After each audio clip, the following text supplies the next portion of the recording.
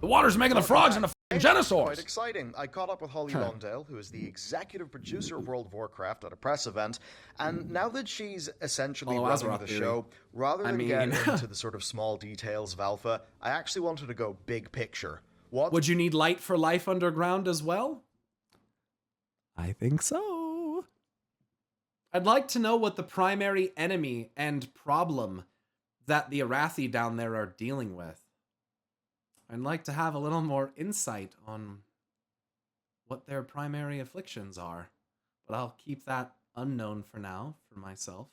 What's different with World of Warcraft? How has the team changed? How has World of Warcraft... So if I'm not mistaken, does this cinematic, by the way, does this not appear as though Illyria is getting visions from both Azeroth and the Void? Am I mistaken? Get into the sort of small details of Alpha. I actually... Maybe Xalatath specifically? Wanted to go big picture. What's Did I miss that different before? with World of Warcraft? How has the team changed? How has World of Warcraft...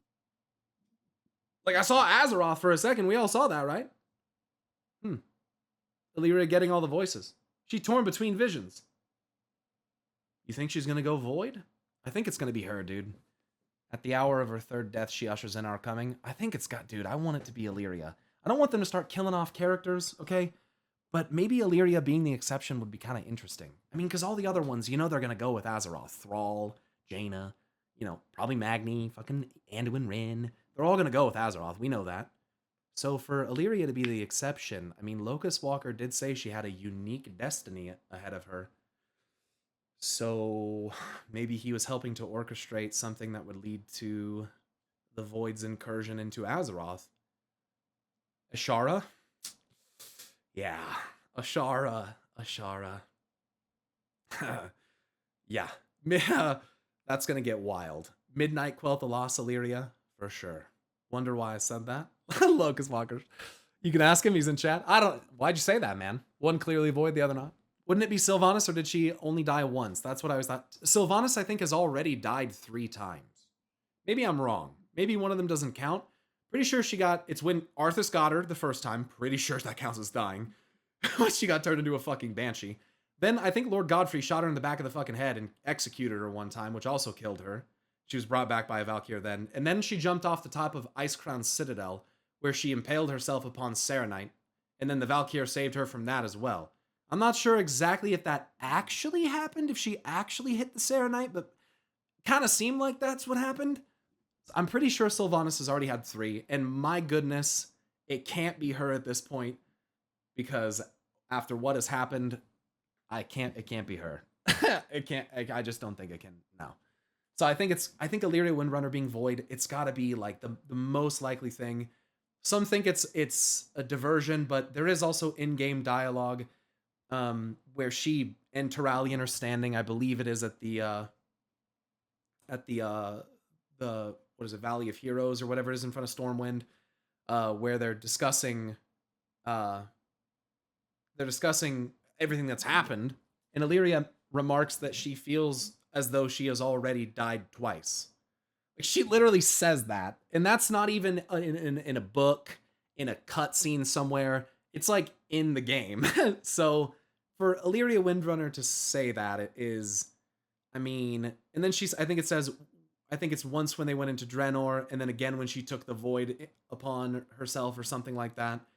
So, and Illyria's I feel like she's so connected with Silvermoon, with the Sunwell, with the other fractals for the Sun and Moon sisters and their brother Lyrath. Like, I feel like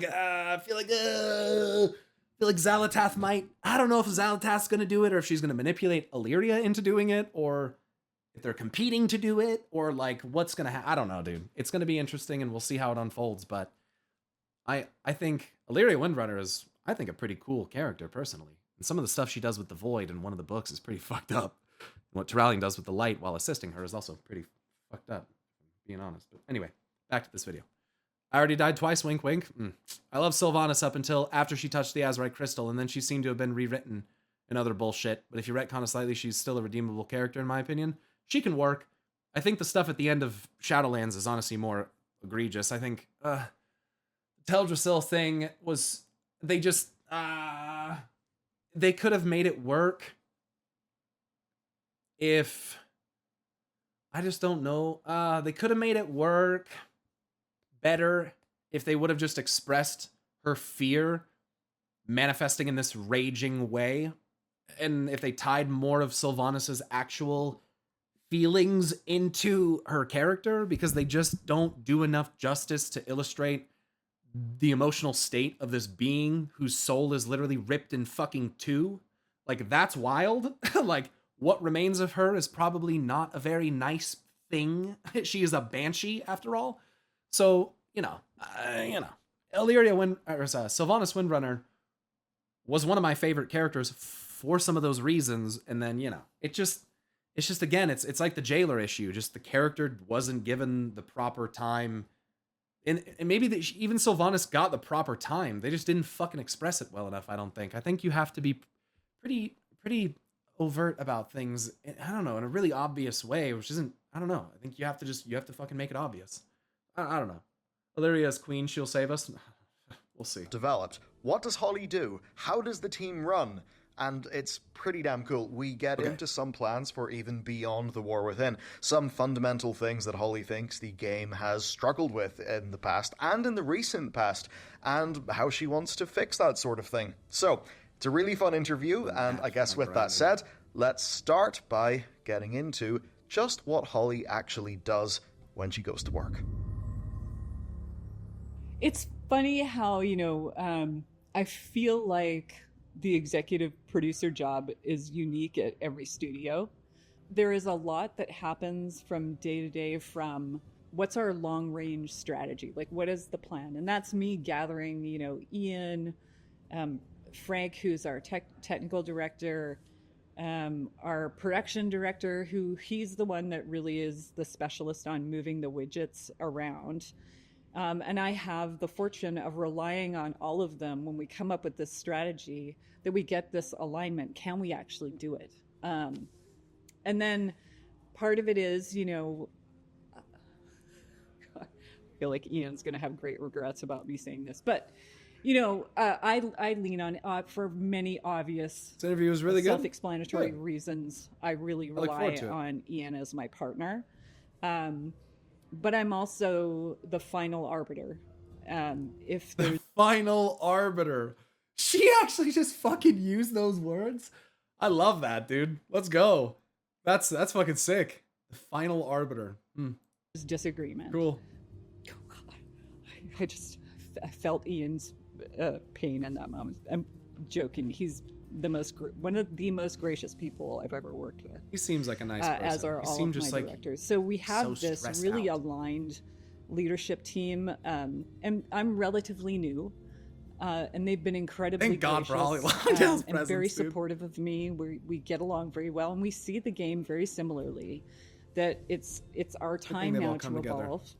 It's our time to look at the future of WoW, and very meaningfully beyond, no offense to our PR folks, it's not a PR statement to say that we are aiming for the next 20, 30 years, because this game is so vibrant and has so many players. Damn. We would never abandon it. It wouldn't make any sense, and I think you know that. So there's that side. There's Did you hear that? She said, I gotta stop talking.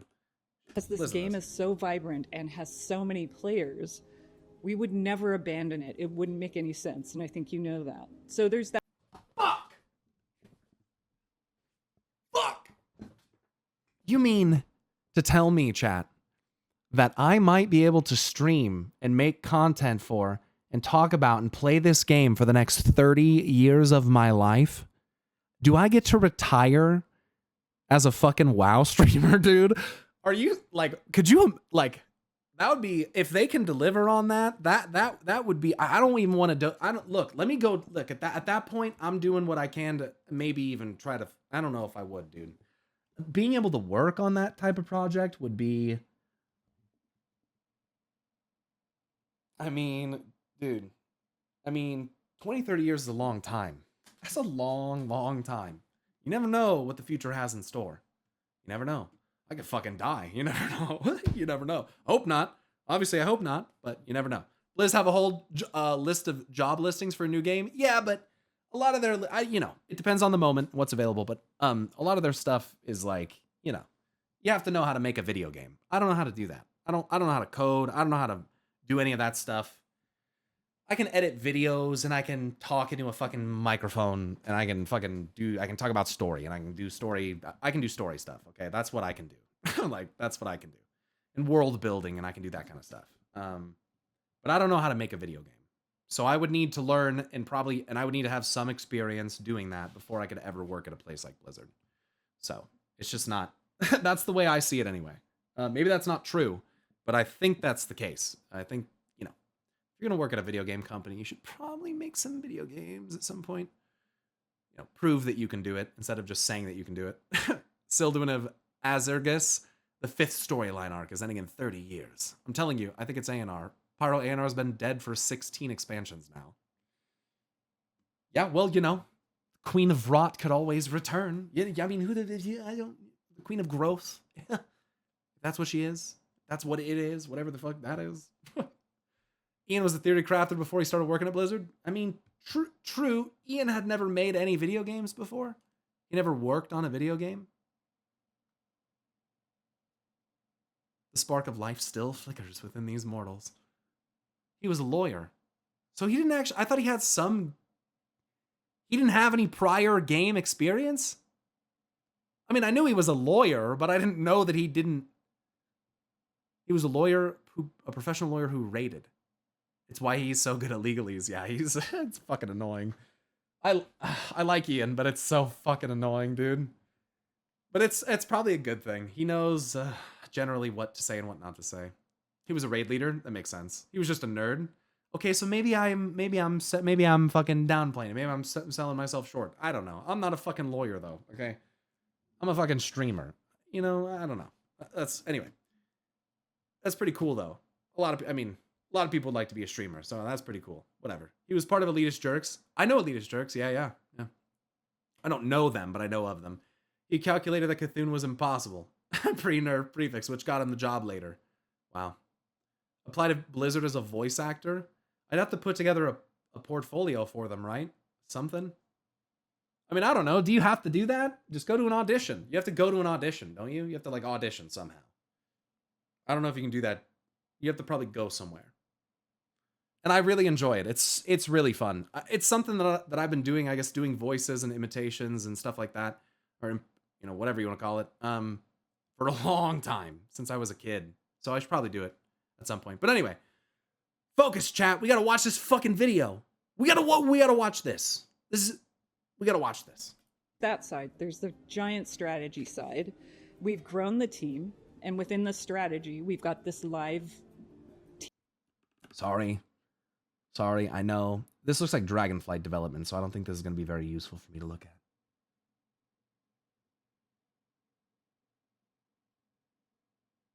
I don't know what those are. Do you guys recognize what those are? Respectfully. I mean, yeah, the art. I don't know what it is. Maybe it's not even anything related to WoW at all. But there's WoW stuff all over the place, so I kind of doubt that. It's magic. Hotlines. The new power bars, I think. Ooh, that could be sick. I can fuck with that. They do kind of look something like that, don't they? It's definitely from the DF announcement. Looks like UI bars, effect textures, yeah. Spell bars. Oh, right. Okay. Team now. We've got the team that's doing the War Within. We've got a team working on Midnight. And we also have people working on The Last Titan. And what? And they're doing all three. Warcraft 3 Reforged and the RTS side of the business, which all falls under my my umbrella. So damn. I rely on a lot of incredibly talented people to help put this puzzle together in a way that's healthy for the team. And I'm sure you can imagine for the past year and a half, as we grew into this 8-week patch cadence with, you add that to the mix. That is expansion and live team threading together. We've created this. If they fix Warcraft Reforged, I will definitely play it. I mean, I'll play it. I've even considered playing it even in the way that it is now. So if they were to make it better, then I would play it. I would stream it for sure. And I think people would love that. People have been asking me to play Warcraft forever. They were just a little before my time. That's why I haven't played them, chat. Okay, full disclosure. Okay. And RTS, I played a little RTS when I was growing up, but it wasn't my favorite thing. I don't know. So, that's why I haven't done it. But I want to see how they present the story. I need to see it with my own eyes. I say it all the time. So complex recipe for how we get content to the audience. And from a day-to-day basis, from the team as it's grown a lot. If you look at, BFA days, it's significantly larger because we're doing quite a bit more. We want to invest in Classic, and we've started that too, and that's probably apparent by the number of things we've been doing with the Classic team. So I'm sort of a juggler at the high level, and then part of that too is making sure that, as Johanna's come in as the president, and even before her with Mike, making sure they're informed. Certain John Haidt, obviously, my boss and an incredible partner, making sure that I'm supported and that he's aware of all the myriad things we're doing. And then it's the human side. It's my role to make sure that the team, as best we can, understands all the nuance and where we need to go and what's our vision and what's our mission, making sure we have communication plans around that. I mean, it's everything you could imagine and more. Reviewing, let me tell you, this is one of the things I love about my job. There's many things. Motivating people, morale, it's been challenging, but the team is endlessly passionate and really invigorated by the reaction from the community with what we've been doing. But I get to see the early versions of the cinematics and make sure that they're good to go. And I've seen they're so good. She's seen them all. Fuck. The amount of power and knowledge within her brain is unmatched. She's fucking seen them all. Fuck. I get to work with Metzen. That'd be crazy. So it is day-to-day meetings from 9 to whenever. But is the greatest joy of my life. I've never done anything more rewarding. Thank you, Carlton Hoot, for the Prime sub and for the follow. Golden Mose 20, thanks for the follow as well. And Vigaries, if I didn't say it earlier, thanks for the 11-month resub. I think I said it, but I don't know. How many Norgabytes of knowledge is it? At least 950 billion. At least. Cinematics will come for us now. All of them. Cinematics will come for us now. All of them. Nice. I've worked with a lot of talented people in my time, but this is taking it to 11. Yeah. It's a lot. It's a lot. I'm very lucky, and I get to talk to you. I get to work with the community, and I'm super excited by that too. But yeah, you have to be cool with multitasking. A lot of it, I'd imagine. Yeah, and shifting and context shifting a lot. Sometimes there were times I would talk about being a Classic meeting and reference the modern game and vice versa. It's hilarious. You just sometimes when you get close to ship, you've got people to help you along the way. Yeah. It's cool. Good to hear. Yes, expect them. Wait, what did the question say? People to help you along the way. Sorry. Yeah. Missed the question. Can we expect more experiments? Yes, expect them. So, and there's a few reasons. So, Plunderstorm. She's cool, yeah. In that effort, I agree. I'll full transparency. We knew a bunch of, WoW's doing a BR. Okay, we knew that was going to be part of it, and a lot of people were not going to love it, but we had pretty high confidence that a lot of people would, because our PvP audience have been a bit, waving, at us for some time. True. And we set ourselves some goals. This is novelty. This isn't for the hardcore of the hardcore. This was something people could participate in. And we wanted to see what this level of novelty and charm in a very World of Warcraft way, how it would go over. So we set ourselves some goals just to measure against what our expectations were, and it outperformed those. So we're like, check, that's great. the team, of course, they're like, let's do, when are we going to bring it out again? And, you know, let's plan for the next round. And then it's like, let's take a breath. We've got Remix coming for Miss Pandaria. Oh my God. We're really excited just from the response from that. It was an immediate, it didn't have the same divisiveness or points of view. Oh my God, I can't wait. Thunderstorm did, we'll say. It seems to be broadly accepted. And we're going to see how that goes. Raids. I'm sure you can. I love all these raids. Understand with each one of these, we learn a little bit. They were my first raids. There's mechanics that we have in there. We can look at the behavior of players, and we set ourselves goals. What do we think this is going to do? Who do we think this is actually for? Because now that we've broken our player base down from our data through observing behavior, we can identify different segments of our players, which is why you're seeing Dells. It's why you're seeing warbands. We can see that, you know, for lack of a better term, our mid and casual players, they've been underserved, which is Dragonflight was our first attempt to really target them. And we want you here. We can do a better job with those players. I think we would always be humble and say we can do a better job for every segment. But we're always going to deliver what our current players expect of us, but we want to really push. So Remix is one of those, Plunderstorm is one of those, and if we come on something that is just an absolute hit, of course you'll see another version if the players want it. That's what drives us. But we're... Give the people what they want. You're familiar with Jeremy Fiesel, who's running the live team. And when when I talk to him and say, like, Jeremy, you and your team, go wackadoo. This is the space where we get to explore novelty and fun and whimsy. And the ideas that they've got. It's fun. I enjoy Plunderstorm. They are that. It's exciting. I need to play it more. Yeah. But this is also a journey for this team, which was, I got to win and then I stopped. It was a single unit that did everything. It's wackadoodle time. And I'm sure you can appreciate it's not healthy for a team to do that level of context switching. So when we say to the live team, your job is the heartbeat. You're the heartbeat of the live game.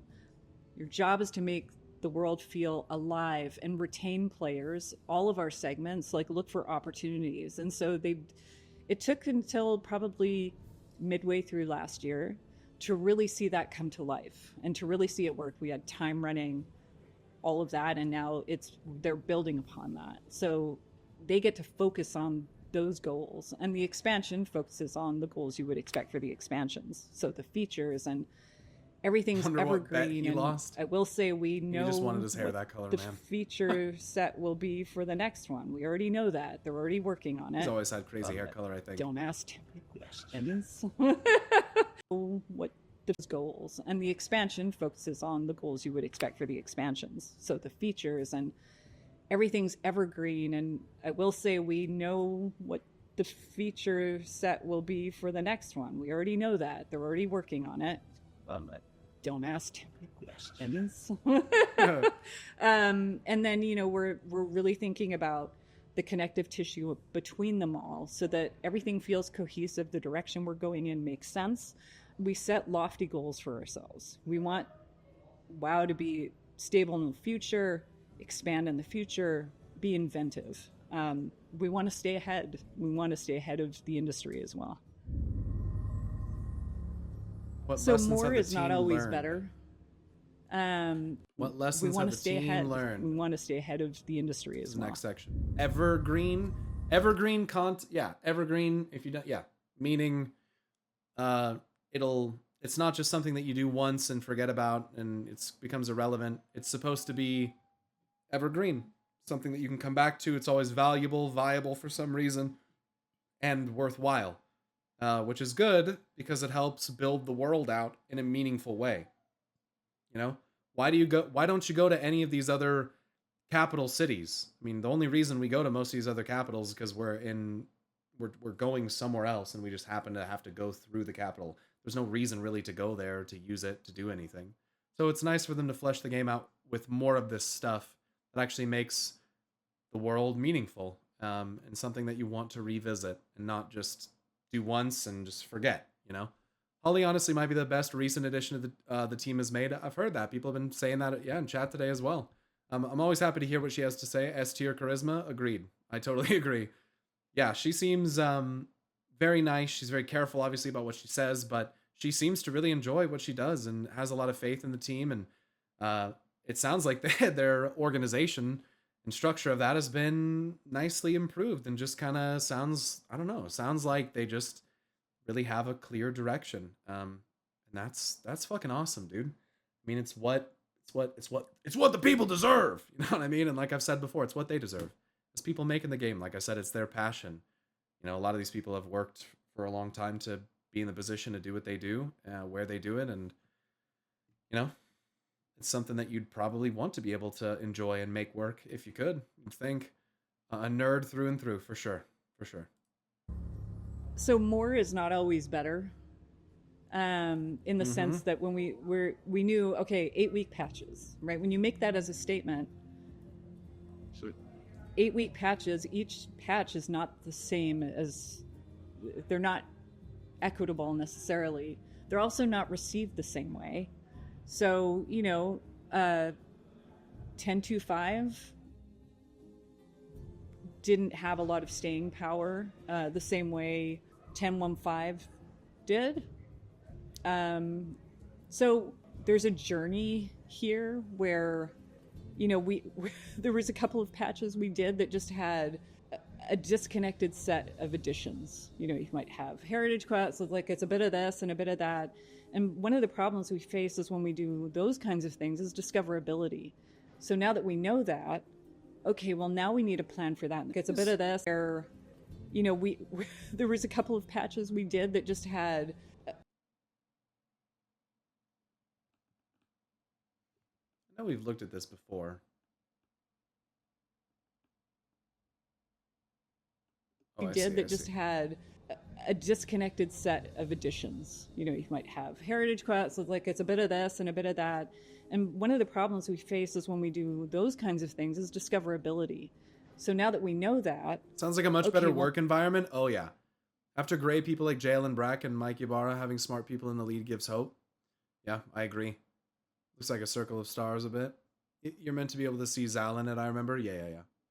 But you see Zal afterwards, right? I'm so happy with the direction they're going. It seems like we have overcome the bad news streak and are genuinely improving their inner troubles. Perhaps Blizz itself is a fractal at this point. Some say the world goes in cycles. I don't know. Well, now we need a plan for that in the future, and the team does have ideas on how do we improve discoverability in the game. So when I say more isn't better, it's that problem. We don't want people to feel, we don't want them to either miss out on something they would be interested in, which is when we talk about looking at our data and getting a good understanding of our player segments, we should be able to deliver to you the kind of content you want to play, like most technology does these days. So we're looking pretty broadly. On discoverability, I'm sure you can imagine. They had to fight a war within, you could say. Yeah. I mean, again, yeah. A lot of the, like you just said, art imitates life. Taro put it well. WoW needed time, but time itself heals nothing. So now they have a bonkers lead team. Yeah, Metzen being back, dude, that's kind of like one of the biggest deals for me. It's pretty insane. But that alone wouldn't do it. People like Holly and having other people like Ian around is what makes it possible. We just need to hope that the suits keep the funding to support this new structure and not fall back to streamlining and cost cutting. I don't think they will, considering it's a different company. It's a different set of suits, eh? Someone said above in the chat, they said, Ian talked about how they had to run every big decision through Activision, but Microsoft was just like, lead your company. And I can't imagine, how liberating that must feel to be able to just like make some decisions and not have to filter it through a bunch of asshats and Bobby fucking Kuntik. He's trying to only watch official Blizzard interviews and stuff? Correct. Yeah. You have Alpha yet? No, I won't be playing Alpha. I don't really like to spoil myself on that kind of stuff by playing it anymore. I used to, because I used to do raid progression and stuff, and so I had a reason to. I'm sure that there's plenty of people that will play it and get bug fixes and in there and all that stuff, but I just don't think that I'll play it even if I were to get it. So I like the fact that Holly and Metzen both actually play the game. Well, I mean, yeah, I mean, Metzen literally created the universe that is World of Warcraft. So, yeah. He's trying to only watch official Blizzard interview. Yeah, right. Sorry. What's she main? Yeah, what does she main? Obviously Chris mains a shaman. Who can also be a warrior. Activision Microsoft situations like Rock Lee dropping his weights against Gara, dude. Oh yeah. And you finally see the real speed. Yeah. You finally see the real deal. Chris actually mains a paladin. What? Shut the fuck up. Oh no. No. It's Destiny. What the fuck is going on? And guess what I'm maining in the War Within. Unfucking believable. I didn't know that. I'm maining Paladin. Go figure. A Paladin named Sargeras. Yeah, no. Herald of the Sun. Yep, that's what I'm gonna pick. There's a lot of ways we could go. But I know on the live team, I'm not sure if you're familiar with Evan. Cody, yes, sir. He's a lead on the team. Shut up, chat. The live talking team, to you. I'm not sure if you're familiar with Evan. There's a lot of ways we could go. Thank you, Swapper. Thank you, Swapper. Thank you very much for the 7 months on the 2-month streak. I'm trying not to interrupt and talk over Holly. I'm fucking really bad about this. We gotta watch the fucking video. But I know on the live team, I'm not sure if you're familiar with Evan Lee. He's a lead on the team. But there's I want to know about more about. There's several ideas on how we get an understanding of the content you do regularly in the game. Prioritize, Is this alpha footage? Some of the things we may want to surface that you may be interested in doing, particularly, based on logins. So if you are a returning player, there may be some things we think are pivotal for you to take part in. And that's part of that's the alpha. We don't have that ready for War Within, but it's certainly on their roadmap. I'm not sure when that will come, but there's some really intelligent ways to approach that. I didn't fucking hear what she said. If you're, I was too focused about this fucking shit. How is the team improving content discoverability? On discoverability, I'm sure you can imagine there's a lot of ways we could go. Sorry, chat. But I know on the live team, I'm not sure if you're familiar with Evan Lee. Right. He's a lead on the team. But there's several ideas on how we get an understanding of the content you do regularly in the game. Prioritize, some of the things we may want to surface that you may be interested in doing, particularly, based on logins. So if you are a returning player, there may be some things we think are pivotal for you to take part in. And that's part of, we don't have that ready for War Within, but it's certainly on their roadmap. I'm not sure when that will come, but there's some really intelligent ways to approach that. If you're returning after a long while, how on earth do you get to know what has been happening in this game? Like even if you dropped out in BFA or you decided to take a break at WAD. Trying to get my girlfriend as well. Right. So the team now is talking about, and Maria as well, how do we package our narrative into something that's not just, okay, go ahead and sit through X hours of cinematics, but how do we piece together an experience that tells our history in a consumable way? So we're looking at, because frankly, we're going to drive as best we can to bring as many people back into our game as possible. Not just now, in the future. We're going to keep driving, make this game, shout from the rooftops that we're super awesome. We're going to be chasing, the best experience, the highest fantasy, the most immersion.